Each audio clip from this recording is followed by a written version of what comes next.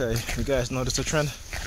Every time I leave Pam's house for the past a few times, right? So let's have some white guy, right? The only person walking on her block besides me, walking in the opposite direction as I am, right? Walking towards me, I should say. All right, so there you go. And even today when I went over there, you know, she came and asked me, she was like, you know, oh, am I spending the night? And I'm looking at her like, why you asking me this question? No, I'm not spending the night. And want to get upset with me because I'm not staying over. I told her, I said, listen, I'm not here to play house with you, okay? Right? Acting like if we're a family, right? You know, and then you feel like you could do whatever it is you want, okay? You can go date your ex and date whoever you want to date and shit like that, and have me here taking care of the kids, playing house. It's not happening. Okay, and then she tried to make the excuse as to, she's like, well, I did it. I said, what you mean you did it? She's like, I did it for like a year. I said, what you mean you did it? I said, we weren't together, you know. So let me give you guys the backstory. So when I met Pamela, I told her that I was a TI and that, you know, what was happening to me. And I told her, listen, you know, I wasn't ready for kids, and that, you know, I kind of wanted to do things a little bit different, right? And again, not making any excuses for myself, but because of my targeting, you know, we dated, and you know, so she became pregnant, right? And I told her, I said, listen, I wasn't ready for another child, you know, and you know, she didn't really want to talk to me about it, so she decided that, you know, hey, you know, which is fine, you know, but I took it as kind of a disrespect, because she didn't want to talk. She never talked to me about it. And so, you know, I just couldn't deal with all the stress and everything like that. So, you know, I was like, listen, you know, I can't deal with this right now, right? And so, you know, she had Ethan. Okay, I came to the hospital because I was at work. I wasn't in the delivery room, you know, but I came to the hospital after work. I left work early, came to visit her, and I told her, I said, listen, you know, I want to try and make this work, right? So I said to her, in the meantime, you know, I gave her money, I gave her a check, and because I get paid every 2 weeks, so every 2 weeks after that, I gave her a check, you know, child support and stuff like that, while we continue to talk and, you know, work our way back to where, you know, we both can raise this child together, right?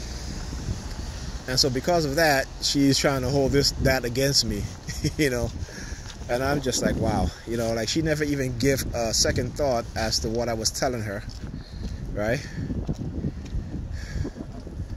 So, like I said, she never gave a second thought as to what I told her about my targeting and the stress that I was under and all this stuff. And, you know, right there I should have knew. But, you know, when you're a TI and you're psychologically manipulated, you know, you're not thinking, you know, correctly the way you should be thinking.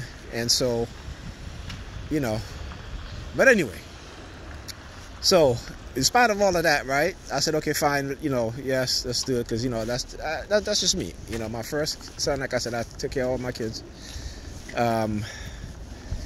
You know, so anyway, so she's trying to make that seem like if this is the same situation now. And I said to her, I said, listen, this is not the same situation. I said, back then we dated for like a year, right? I said, we were in this relationship for 12 years. 12 years. And in 2 years, I've been at your house taking care of the kids, washing your clothes, cleaning your apartment, cooking food, all of this stuff for you. When you come home at work, you know, when you're tired, your foot is swollen, rubbing your feet, rubbing your back, do all of this stuff, right? right? But in the meantime, you want to be out there screwing with your ex or what have you, or your exes or whoever, right? So you want for me to play house, but there's no intimacy, right? You know what I'm saying? I mean, come on. And she's trying to make, I'm like, look, you cannot compare the two. That's apple and oranges, okay? We had 12 years in a relationship, okay? And for the latter part of the, actually for most of those 12 years, I said, you ignore what I was telling you about my targeting. Many times you told me you don't believe me, despite you see how emotionally manipulated I was by my action. And I said, and I'm like, look, and I've never been anything verbally abusive or physically abusive. I said I might have cursed a couple of times because I was upset because of my targeting and the shit that you was doing, and you wouldn't stop when I told you to stop it. And I just left. I left, come back the next day because I needed that night to myself. But I left my house at 6 o'clock in the morning, 6 a.m. in the morning, to get down to her apartment, right? Get parking, get upstairs, right? Make the kids breakfast, iron their clothes, cook breakfast for them and her, take them to school, right? Come back, clean up her apartment. This was after I lost my job. Come back, clean up her apartment, and and I've done this. Okay, so like I said, it's something about, particularly black women, they hold on to shit and don't want to let go, right? But then you as a black man, all the shit that they've done to you, they want you to forgive them and let it go and all that stuff, right? But they want to hold on to shit that they think that you did to them that was wrong, okay? Never mind the fact, like I told her, hey, financially, psychologically, it's not a good time for me, right? Because at that time, I mean, literally, I was being targeted so heavily. You know what I'm saying? Like, literally, like, we would be in the car, she'd do her hand signals, and I would just, like, ask her to stop the car, and I would get her and leave. And she, and again, because, going through all of that I've gone through, not also that, but her seeing that, yet she still tells me that she don't believe what I was telling her. Okay? So, again, and then she's like, well, in my head, this is all your fault. And I'm like, what's all my fault? Right? The fact that you didn't respect me enough to listen to me? Right? The fact that you try to manipulate me, or not try to, but manipulate me for years, telling me that we're in a relationship when you were not in a relationship, when you had already decided that that you wasn't in a relationship with me, while you were seeing your exes, right? But yes, it's my fault, right? I want you guys to understand the mentality of certain people that you may meet if you are a targeted individual, right? So understand that they're the type of people that you will meet. And look at these two perps over here now. See, as I turn now, they started to walk, right? Okay? So yes, anyway, they're standing there doing hand signals, and I turn with the they've been standing there for the past 2 minutes now. All right, so anyway, as I was saying, all right? So I just told her, and I'm finally getting to a point where, I just call her on her bullshit, and I let her know right away. Like it was 9 o'clock, and I'm telling Ethan, hey, you need to go take a bath because you got school in the morning. She, for the past 2 hours, actually 3 hours, yes, she cooked, right? She cooked, and because she cooked, he's like, that's a big deal for her. Like, you have 2 kids. You're supposed to cook. Okay? You don't get an award for cooking for your children and for yourself.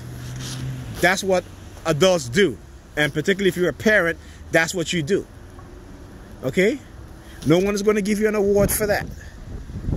And cooking does not require, your full energy to where after you're done cooking, you feel like, okay, you cooked and that's enough. You still have children you got to take care of. You still have to make sure that they take a bath, right? And then, she unplugged my daughter here, and I went into her room watching videos. And I'm like, hey, Alyssa has to bathe, right? I said to her, well, don't do her hair tonight. I said, just wash out the chemicals, you know, put it in a bun and do it tomorrow when you can get home at a decent time, and you can do it. She's, you know, but of course she's not going to do that because I'm giving her that suggestion. So she's going to do the opposite, and that means that she's going to be up. My daughter's going to be up till after 11. Okay, going to bed and barely getting any sleep. Right? So again, this is what I'm talking about, and for her to try to blame me, you know, it's kind of ridiculous, like I said, but I know the truth. Okay, and I've been documenting my truth for many years. There's no need for me to lie. Okay, you guys see it for yourself. You guys hear it for yourself. This is what I do. Okay, so you guys can hear it for yourself. So while I was there, again, you know, she comes in.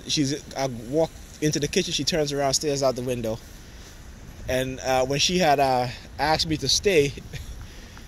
Afterwards, about 10 minutes afterwards, you know, a police car drive by, you know, with their signal again, whoop, whoop, whoop, right? Because this is what they do, okay? Right? And she is upset with me for not staying. And I'm just like, listen, this is what you wanted. You didn't want to be in this relationship. You didn't want to support me and help me. You ignored everything I've told you. And then when things got difficult, not difficult in terms of I wasn't there, but because I left to go to my house so I can get a mental break and also help her through college, and she was sleeping with her ex. Texting her ex, having phone sex with her ex, sending him naked pictures, all of this stuff, right? But yet I'm the bad guy. Remember, I'm the bad guy. And the one thing she tries to hold over my head is the fact that when she got pregnant, I didn't want to be in a relationship because I wasn't ready. And mentally, psychologically, I wasn't ready. And she saw this, but she chose to ignore it. Okay? And I should have been in a better headspace, but I wasn't. Right? So I tried to make things right, despite of everything that I was going through with this woman. Right? But like I said, she is no longer have a hold on me and trying to throw that in my face. I've apologized to her many times. You think she's ever apologized to me for what she's done? No, not even once. The only time I get a I'm sorry is when I'm calling her out on it. Other than that, she's never come to me. She never said, hey, Nigel, you know, I need to talk to you as a woman and sincerely apologize to me. Not at all. Not at all. Okay, so yeah, I'm done playing her narcissistic game. And this is what happened with malignant narcissists. And again, this is, you know, I'm not totally blaming her because, you know, despite of whatever I was going through, you know, I have to take some responsibility too. Right? So I'm not putting it all on her, unlike her putting it all on me. I'm not going to do that. Right?